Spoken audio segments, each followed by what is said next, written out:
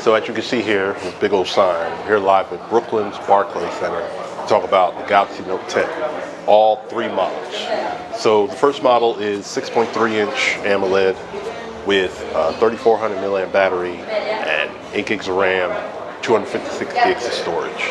Meanwhile, the other one, the larger one, is the S10 Plus, which is a 6.8 AMOLED display, 41 milliamp battery, 12 gigs of RAM, and starting at 256 gigs of storage. And of course there's a third model, which is the S10 Plus 5G, which is pretty much the same thing as the Plus, but with 5G. You know, the batteries are a decent size if you get the regular Note.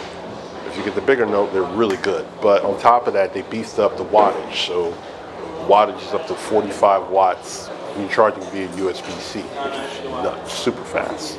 Still have Android 9 with One UI. S Pen is still great. They redesigned it. They gave it,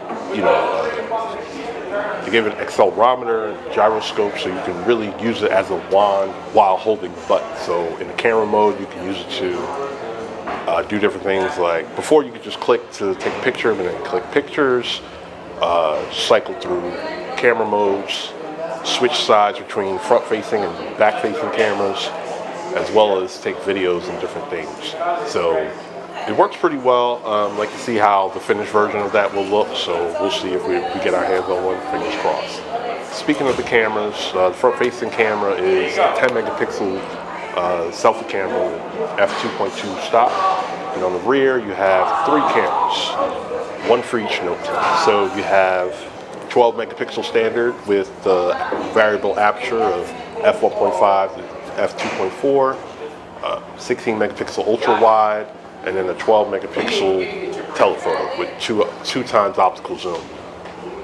On the Note 10 Plus and the 10 Plus 5G, bring forth a depth vision camera, the extra fourth one. So that one allows new features like AR things. It's in the camera feature as well as 3D scanning. So you can take a toy. What they did on the stage, for the demo, they took a toy, they 3D mapped it, and then made it a live moving thing, that could interact and move with whatever you have the camera focused on. So it looks pretty good. I'd like to see it in real world situations to see how well it works off the demo stage.